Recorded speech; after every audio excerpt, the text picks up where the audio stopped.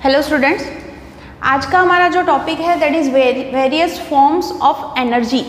देखो यहाँ तक हमने दो एनर्जी के बारे में बात की थी।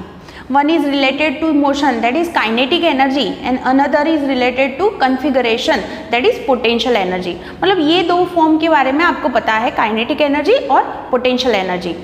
और भी कई तरह की एनर्जी होती है जिसके बारे में शायद आपको पता होगा और कुछ बातें आपको नहीं भी पता। तो यहाँ पर हम डिफरेंट ये इसके जो फॉर्म्स हैं उसके बारे में आज डिस्कशन करने वाले हैं। One is heat energy. देखो हीट एनर्जी की जब आप बात करते हैं तो उसको हम कैसे समझ सकते हैं। सपोज जैसे हमने लास्ट हमारा जो एग्जाम्पल किया था उसमें आपने देखा था कि फ्रिक्शनल फोर्स लग रहा था, वो कार एक्सीडेंट वाला स्प्रिंग के साथ कोलिजन वाला जो हमारा न्यूमेरिकल था उसके लिए अभी मैं बात कर रही हूँ।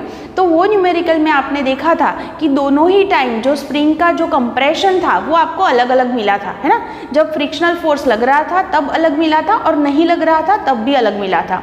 आपको याद होगा कि frictional force is non conservative force, और जब ऐसी नॉन कंजर्वेटिव फोर्स लगती है तब टोटल मैकेनिकल एनर्जी जो होती है उसको हमने ऐसे डिस्क्राइब किया था, total mechanical energy that is kinetic energy plus potential energy plus heat. इसका मतलब ये हुआ, मेरे पास एक एग्जाम्पल कुछ ऐसा है। सपोज ये एक रफ सरफेस है और उस पर मैंने एक ब्लॉक रख दिया जिसका कुछ मास m है। ओके, ये जो ब्लॉक है वो कुछ v वेलोसिटी से मोशन में है। ओके, ये ब्लॉक क्या होगा जब रफ सरफेस पर ये मोशन में होगा तब क्या होगा, कुछ x0 जितना डिस्टेंस वो कवर कर रहा है सपोज, और उसके बाद वो रेस्ट पर आ गया, मतलब उसकी वेलोसिटी क्या हो गई अब 0। क्यों? क्योंकि फ्रिक्शनल फोर्स लग रहा है और वो क्या करेगा, उसका मोशन जो है उसको वो अपोज करेगा। तो अभी अगर हम वर्क एनर्जी थ्योरम की बात करते हैं that is W equals delta के, तो आप इसके बारे में जब सोचते हो डेल्टा के that is K final minus K initial, तो देखो आप, तो उसकी फाइनल काइनेटिक एनर्जी क्या हो गई 0 और इनिशियल काइनेटिक एनर्जी क्या थी दैट इज 1/2 mv²। इसकी वेलोसिटी मैंने v ली है इसलिए आप लिख सकते हो 1/2 mv²। ये इसकी इनिशियल वेलोसिटी थी। आप v भी लिख सकते हो या फिर उसको v0 से भी आप उसको रिप्रेजेंट कर सकते हो। अब अगर वर्क की बात करें तो यहाँ पर कौन सी फोर्स लग रही है दैट इज फ्रिक्शन, है ना, काइनेटिक फ्रिक्शन ऐसे भी आप उसको बोल सकते हो। तो वो फोर्स की वजह से जो वर्क होगा वो कैसा होगा, वो इसका मोशन इस डायरेक्शन में हो और फ्रिक्शनल फोर्स ऑलवेज किस डायरेक्शन में लगती है, ऑपोजिट डायरेक्शन में, इसीलिए जो वर्क होगा वो क्या होगा, नेगेटिव होगा। तो work is equal to force into displacement. तो हमारी फॉर्मूला कुछ ऐसी बन गई, फोर्स उसको मैंने लिखा है F, है ना, that is frictional force. Particularly अगर मुझे बोलना है that is kinetic frictional force, और x0 जो है वो उसने जितना वो डिस्टेंस कवर किया वो है। तो बोथ साइड माइनस माइनस अगर हम कैंसिल आउट करेंगे तो हमारी फॉर्मूला कुछ ऐसी बन गई, Fx0 इक्वल्स 1/2 mv02। अब इसको अगर आपको समझना है तो इसका मतलब क्या हुआ, देखो यहाँ पर क्या था, ये हमारे ब्लॉक के पास कौन सी एनर्जी थी दैट इज काइनेटिक एनर्जी, और जब वो रेस्ट पर आ गया तो उसकी काइनेटिक एनर्जी क्या हो गई है, अभी 0 हो गई। तो इसका मतलब ये हुआ उसकी जो एनर्जी है उसका लॉस हुआ। तो वो एनर्जी कहाँ गई, तो आप बोल सकते हो यहाँ पर कि फ्रिक्शन की वजह से उसकी जो काइनेटिक एनर्जी है, देख सकते हो आप, फाइनल काइनेटिक एनर्जी उसकी 0 हो गई, है ना। मतलब काइनेटिक एनर्जी जो है उसकी लॉस हुई, वो किसकी वजह से हुई, तो फ्रिक्शन की वजह से। तो अब हमारे पास जो कंजर्वेटिव लॉ ऑफ एनर्जी है उसका मतलब तो ये था कि always total energy will remain same, है ना। तो इसका मतलब ये हुआ कि जब यहाँ पर जब फ्रिक्शन जैसी नॉन कंजर्वेटिव फोर्स लग रही है तब ये हो गया यहाँ पर कि ये फोर्स की वजह से जो एनर्जी लॉस हुई वो कहाँ गई। तो आप ऐसे समझ सकते हो कि यहाँ पर क्या होगा, ये जो ब्लॉक है वो मोशन के बाद जब यहाँ पहुँचता है तो उस दौरान जो फ्रिक्शन लग रहा है उसकी वजह से हीट एनर्जी प्रोड्यूस होगी। ओके, और वो आप ऐसे भी बोल सकते हो कि जो एनर्जी, जितनी काइनेटिक एनर्जी जो है उसका जो वो लॉस हुई है वो किस फॉर्म में मिलेगी, तो आप बोल सकते हो हमारे ब्लॉक या फिर हमने जो सरफेस की है दोनों की जो इंटरनल एनर्जी होगी वो इंक्रीज हो जाएगी। तो वो इस फॉर्म में एनर्जी जो है उसका कन्वर्शन हुआ, है ना। मतलब एनर्जी जो है वो total energy will always remain same, लेकिन एनर्जी जो है उसका फॉर्म कन्वर्ट हुआ। एनर्जी कौन सी थे पहले, काइनेटिक एनर्जी, और वही किस एनर्जी में कन्वर्ट हो गई, दैट इज इन, आप बोल सकते हो हीट एनर्जी। और हमारे ब्लॉक और ये सरफेस की इंटरनल एनर्जी में वो कन्वर्ट हुई है। आपको इसका जो रूटीन में हम एग्जांपल अगर बात करें तो जब विंटर होता है तो हमें बहुत ठंड लगती है, तो हम क्या करते हैं, हमारे हाथ को ऐसे ऐसे ज़ोर से रब करते हैं, है ना। तो आपको पता है वो फ्रिक्शन की वजह से यहाँ पर भी क्या होती है, ये गर्म हो जाता है, तो वो हीट जो एनर्जी है वो प्रोड्यूस होती है। तो ये बात हुई हीट एनर्जी के बारे में। आप उसका और एक एग्जाम्पल ले सकते हो। सपोज हम वाटर की बात करते हैं, मैंने सपोज 1 किलोग्राम वाटर ले लिया है, तो अगर उसका टेम्परेचर 10 डिग्री सेल्सियस जितना डाउन हो रहा है, मतलब वो कम हो रहा है, डिक्रीज हो रहा है, तो उसके अकॉर्डिंग अराउंड 42,000 जूल जितनी एनर्जी जो है वो रिलीज होती है। तो ये चीज़ थी, वो हीट एनर्जी के बारे में थी। आपको ये चीज़ समझ में आई होगी। अब नेक्स्ट इज केमिकल एनर्जी। तो अब हम केमिकल एनर्जी की बात करते हैं। आपको पता होगा पुराने टाइम में जब फायर जो है उसका इन्वेंशन हुआ, वो जो डिस्कवरी है वो बहुत ही बड़ी डिस्कवरी हम मानते हैं, है ना। 2 स्टोन को ऐसे रब करके जो है वो फायर जो है वो हम जला सकते हैं, और उसकी वजह से आपके पास बहुत सारी ऐसी सूखी लकड़ी है या पत्ते हैं तो उसको आप जला सकते हैं। आपने ये भी चीज़ देखी होगी कि हमारे पास मैच बॉक्स होता है, तो उसको भी हम क्या करते हैं, उस पर एक जो है उसकी मैच स्टिक लेते हैं और उसके साथ कुछ केमिकल ऐसी कुछ सरफेस बनाई होती है, तो उस पर हम रब करते हैं, तो भी हमें उसकी वजह से जो फायर है उसको हम जला सकते हैं, मतलब फायर हो सकती है। और क्रैकर्स को जलाने के लिए भी हम उसका यूज़ करते हैं, तो उसके द्वारा हमको साउंड और लाइट जो है वो भी देखने को मिलती है। तो ये जो है वो बहुत ही बड़ी इन्वेंशन है। जब हम केमिकल एनर्जी की बात करते हैं तो केमिकल एनर्जी जो है वो और कुछ नहीं है, पर हम बोल सकते हैं कि जो मॉलिक्यूल्स और एटम्स होते हैं तो उनकी जो बाइंडिंग एनर्जी होती है वो कुछ अलग अलग होती है, तो उसका रीफॉर्मेशन है। जब केमिकल एनर्जी की अगर हम बात करते हैं तो वो क्या है, रीअरेंजमेंट, सॉरी बोल सकते हैं उसको, रीअरेंजमेंट ऑफ ये मॉलिक्यूल्स और एटम्स जो होते हैं उसके रीअरेंजमेंट के लिए ही ये जो एनर्जी है वो वर्क करती है, आप बोल सकते हो। देखो, अगर मैं बात करूं कि हमारे पास कोई ऐसी कुछ रिएक्शन हो रही है तो हमारे पास रिएक्टेंट्स है और उसकी वजह से प्रोडक्ट भी मिल रहे हैं। सपोज मेरे पास ये दोनों रिएक्टेंट्स है और ये दोनों प्रोडक्ट है, ठीक है, ऐसा कुछ मेरे पास कुछ केमिकल रिएक्शन है। अगर ये हुआ कि इसकी जो टोटल एनर्जी है, total energy of reactants is greater than, इसकी जो एनर्जी है that is greater than energy of product, ये रिएक्टेंट है और उसकी एनर्जी अगर प्रोडक्ट से ज़्यादा है, इसका मतलब ये हुआ ये पूरी प्रोसेस में क्या हुआ, देखो आप सोच सकते हो इनिशियल एनर्जी ज़्यादा थी, फाइनल एनर्जी ये दोनों की कम मिली है। इसका मतलब ये हुआ जो एनर्जी का डिफरेंस होगा उतनी एनर्जी इसमें रिलीज होगी, तो जितनी एनर्जी इसमें ये रिलीज हो रही है ये इनके डिफरेंस जितनी होगी।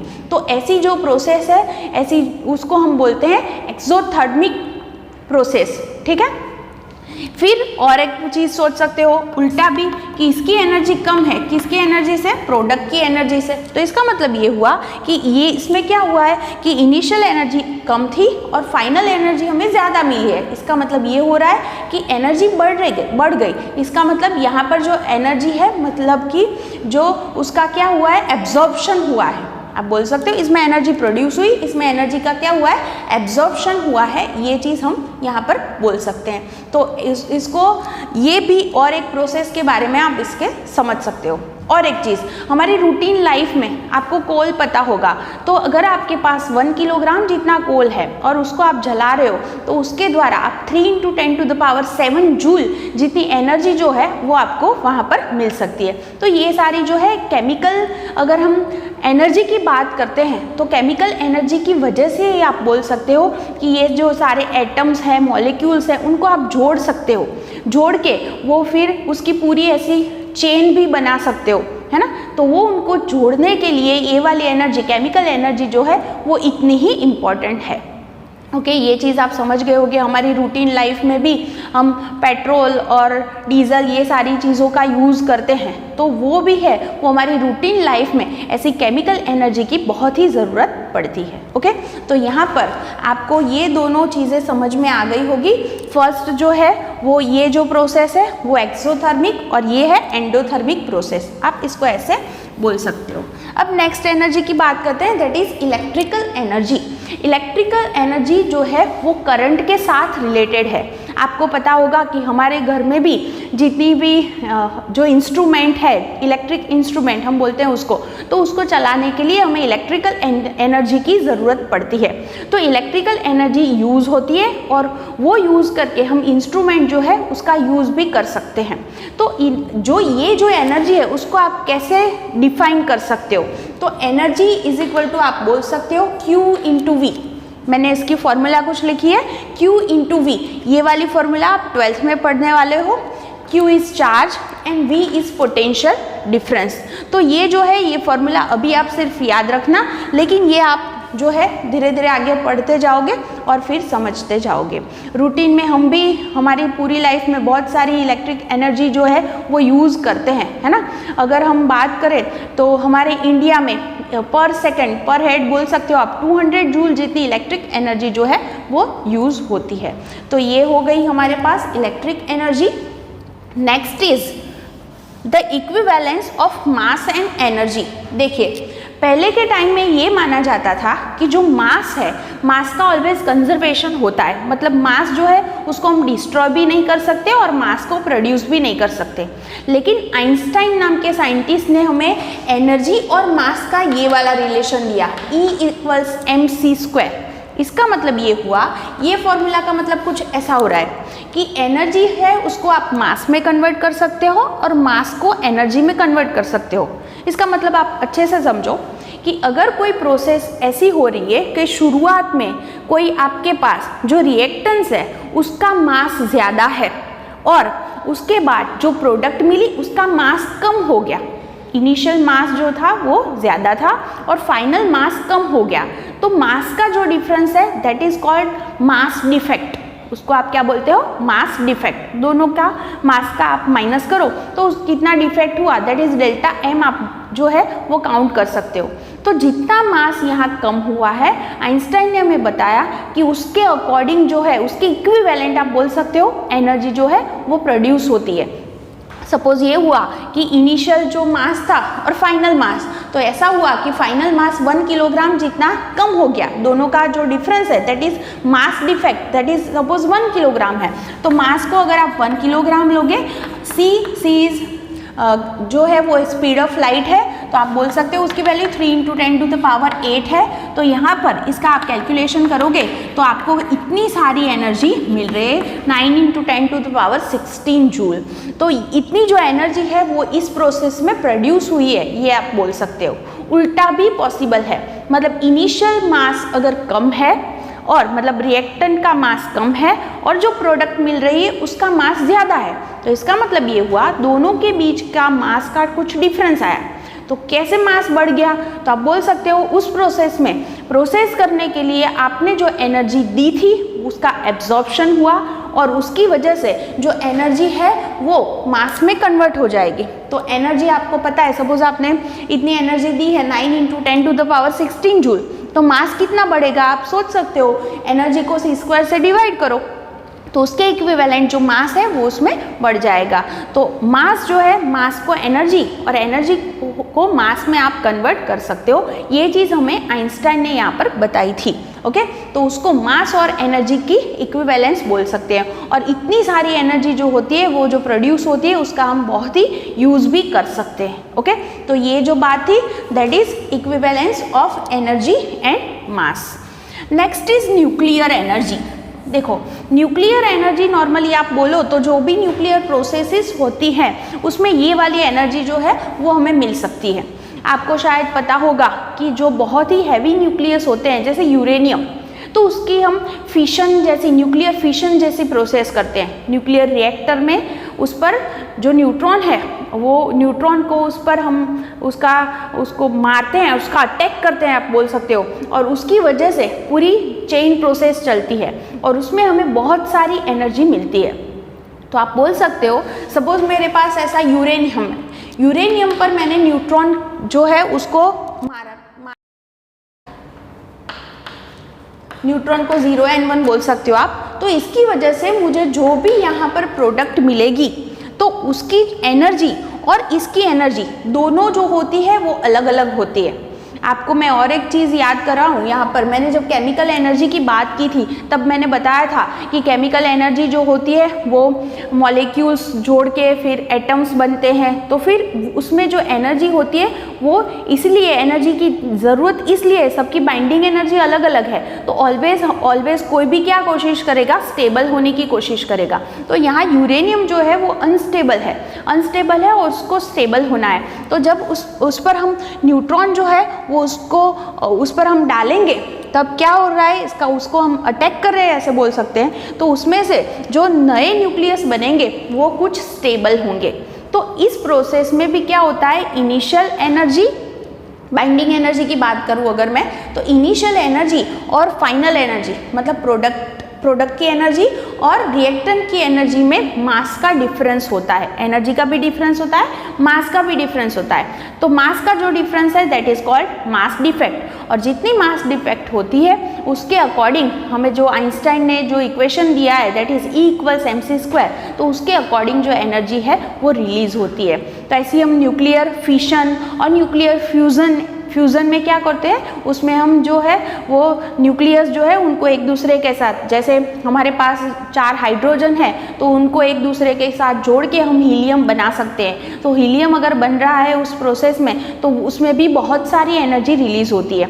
आपको शायद पता होगा कि जो हमारा सन है पूरा ऐसे हाइड्रोजन हीलियम से बना हुआ है, तो उसके आसपास ये हाइड्रोजन जो है वो एक दूसरे के साथ जुड़ के हीलियम बना रहे हैं और उसी प्रोसेस में बहुत सारी एनर्जी रिलीज होती है। तो ऐसी प्रोसेस में जो एनर्जी रिलीज हुई उसका हम बहुत ही यूज़ भी कर सकते हैं। तो ये जो बात थी वो थी न्यूक्लियर एनर्जी के बारे में। जैसे मैंने आपको बताया कि न्यूक्लियर रिएक्टर्स होते हैं, वहाँ पर ऐसी प्रोसेस चलती है और वो एनर्जी जो हमें मिलती है उसका हम यूज़ भी करते हैं, है ना, और उसकी वजह से हम थर्मल एनर्जी और वो सब भी हमें मिल सकता है। तो ये जो सारी बातें थी वो पर्टिकुलर एनर्जी के बारे में थी। अब उसके अकॉर्डिंग हमारी टेक्स्ट बुक में एक न्यूमेरिकल दिया है जिसमें हमारे पास एक टेबल है, उसमें सारी जो वैल्यूज़ दे रखी है उसका हमें यूज़ करना है। तो यहाँ पर देखिए हमारे पास कुछ ऐसा एग्जाम्पल दिया है, examine the table 6.1 to 6.3 and express the energy of required to break one bond in DNA in electron volt. The kinetic energy of an air molecule that is 10 to the power -21 joule in electron volt and the daily intake of a human adult in kilocalories. देखिए यहाँ पर आपको जो है वो energy चाहिए। तो energy जो है पहली चीज़ first energy required to break one bond of DNA, energy required to break one bond of DNA, वो हमें टेबल से लेनी है, that is 10 to the power -20 joule. अब मुझे इसको जो है वो इलेक्ट्रॉन वोल्ट में कन्वर्ट करना है। आपको याद होगा 1 इलेक्ट्रॉन वोल्ट मतलब 1.6 × 10 to the power -19 जूल है, तो उसको हम 1 इलेक्ट्रॉन वोल्ट लिख सकते हैं। तो मेरे पास अभी 10 to the power -20 जूल है, तो उसको हम इलेक्ट्रॉन वोल्ट में कैसे लिखेंगे? तो आप देख सकते हो ऑलवेज जूल को इलेक्ट्रॉन वोल्ट में कन्वर्ट करने के लिए मुझे क्या करना पड़ेगा, 1.6 × 10 to the power -19 से उसको डिवाइड करना पड़ेगा। तो मैं इसको इससे डिवाइड कर दूंगी तो मेरा आंसर जो है वो इलेक्ट्रॉन वोल्ट में मिल जाएगा। तो आप अभी कैलकुलेशन अच्छे से कर सकते हैं। मैं इसको डायरेक्टली अभी बुक से ही लिख रही हूँ, दैट इज अप्रोक्सीमेटली मेरा आंसर है 0.06 electron volt. Okay, simple calculation है। Next is the kinetic energy, the kinetic energy of an air molecule. तो वो एनर्जी जो है हमें दे रखी है that is 10 to the power -21 joule, और उसको भी मुझे इलेक्ट्रॉन वोल्ट में कन्वर्ट करने के लिए 1.6 × 10⁻⁻19 से डिवाइड करना पड़ेगा। तो आपका जो आंसर है वो अप्रोक्सीमेटली मिल रहा है 0.0062 इलेक्ट्रॉन वोल्ट। अगर मैं उसको 6.2 लिख रही हूँ तो 10 की पावर -3 हो जाएगी, तो आप मिली इलेक्ट्रॉन वोल्ट भी आंसर लिख सकते हैं।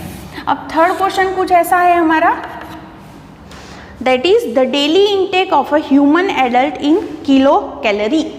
तो दैट इज E इक्वल्स कितनी है, 10 to the power 7 जूल, और इसको भी मुझे आंसर जो है वो किलो कैलोरी में चाहिए, ठीक है। तो इसको मुझे इलेक्ट्रॉन वोल्ट में आंसर नहीं चाहिए, मुझे किलो कैलोरी में चाहिए। तो आपको याद होगा जूल और कैलोरी का रिलेशन कि 1 कैलोरी मीन्स 4.2 जूल, 4.2 जूल मिलके 1 कैलोरी बना रहे हैं। तो इसका मतलब ये हुआ कि अगर 10⁻7 जूल है तो कितनी कैलोरी बनेगी। तो हमारे पास ये इसकी वजह से आप क्या करोगे, 4.2 से इसको आपको डिवाइड करना है। तो ये आपका आंसर जो है वो क्या किस फॉर्म में आ जाएगा, जूल पर कैलोरी इसका, ठीक है। तो अगर मुझे किलो में आंसर चाहिए तो किलो के लिए 10⁻3 से उसको मल्टीप्लाई करना पड़ेगा। तो मैं इस तरफ लिख रही हूँ अभी 10⁻3 बस। तो कैलकुलेशन आप कर सकते हो, आपका आंसर अप्रोक्सीमेटली 2400 किलो कैलोरी मिलेगा।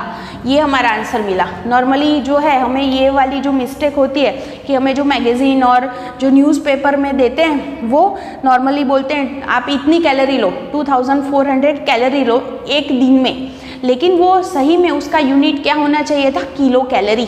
क्योंकि अगर कैलोरी में हम ले रहे होते, अगर एनर्जी फूड ले रहे होते उतना ही फूड, तो वो हमारे लिए जो है वो पर्याप्त नहीं होता, इसलिए सफिशेंट नहीं होता। इसलिए एक्चुअली उसका जो यूनिट लिखना चाहिए that will be kilo calorie होना ही चाहिए, ओके। लेकिन अगर हम फूड कैलोरी उसमें लिखा है तो आप समझ सकते हो, उसको हम किलो कैलोरी में ही कंसीडर करते हैं।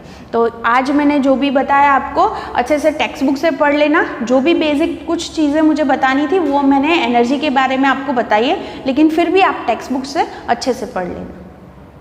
अब हम बात करने वाले हैं the principle of conservation of energy की। ये बात तो हमने ऑलरेडी मैकेनिकल एनर्जी के बारे में तो कर ली थी कि जब कंजर्वेटिव फोर्स जो अप्लाई हो रहे हैं अगर, तो उसमें always mechanical energy will remain same, है ना, उसमें कोई चेंज नहीं आता। टोटल एनर्जी हम ऑलवेज जो है उसका कंजर्वेशन होता है। ये चीज़ हमने ऑलरेडी पढ़ी हुई है।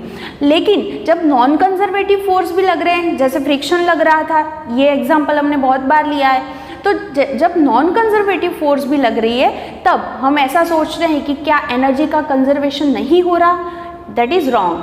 एनर्जी का कंजर्वेशन तो हो ही रहा है। क्यों हो रहा है कि जितनी एनर्जी जो है, सपोज काइनेटिक एनर्जी कम हो गई या फिर kinetic energy plus potential energy, दोनों का टोटल इनिशियल से अगर कम हुआ है तो बाकी की एनर्जी कहाँ गई, तो आपको और किसी फॉर्म में मिल सकती है। जैसे हीट प्रोड्यूस हो सकती है, साउंड हो सकती है, लाइट हो सकती है, ये सारी चीज़ें पॉसिबल है। इसका मतलब ये हुआ कि कोई भी आइसोलेटेड सिस्टम की अगर हम बात करते हैं तो उसमें total energy will always remain same. इसका मतलब ये हुआ एनर्जी है उसका फॉर्म चेंज हो सकता है, एनर्जी एक फॉर्म से दूसरे फॉर्म में ट्रांसफ़र हो सकती है, लेकिन जो एनर्जी है वो कभी भी डिस्ट्रॉय भी नहीं हो सकती कि प्रोड्यूस भी नहीं हो सकती। आप ऐसे सोच रहे होंगे कि हमने इलेक्ट्रिक एनर्जी जो है सपोज बल्ब के लिए हमने यूज़ की तो वो तो डिस्ट्रॉय हो गई, लेकिन आपको पता है कि अगर वो एनर्जी जो है उसका हमने यूज़ किया इलेक्ट्रिक एनर्जी का बल्ब जलाने के लिए, तो बल्ब जो है वो हमें कौन सी एनर्जी दे रहा है, दैट इज़ लाइट एनर्जी, है ना। तो एनर्जी जो है उसका सिर्फ फॉर्म चेंज हो रहा है, लेकिन जो एनर्जी जो है वो कभी भी डिस्ट्रॉय भी नहीं हो सकती, या फिर आप बोल सकते हो क्रिएट नहीं हो सकती। वो एक जो फॉर्म है उसमें से दूसरे फॉर्म में सिर्फ हम उसको कन्वर्ट कर सकते हैं। तो कोई भी आइसोलेटेड सिस्टम के लिए ऑलवेज ये चीज़ जो है वो हम जो है उसको प्रूव करने की ज़रूरत नहीं है। हमारी जैसे अर्थ है तो उसको हम एक आइसोलेटेड सिस्टम की तरह ही सोच सकते हैं, है ना। तो उसके लिए कभी भी यूनिवर्स में आप कहीं पर भी जाओगे तो ये रूल अप्लाई होगा कि टोटल एनर्जी जो होगी वो सेम ही रहेगी, ओके। तो आज यहाँ तक की बात करते हैं, फिर पावर के बारे में हम नेक्स्ट लेक्चर में पढ़ेंगे।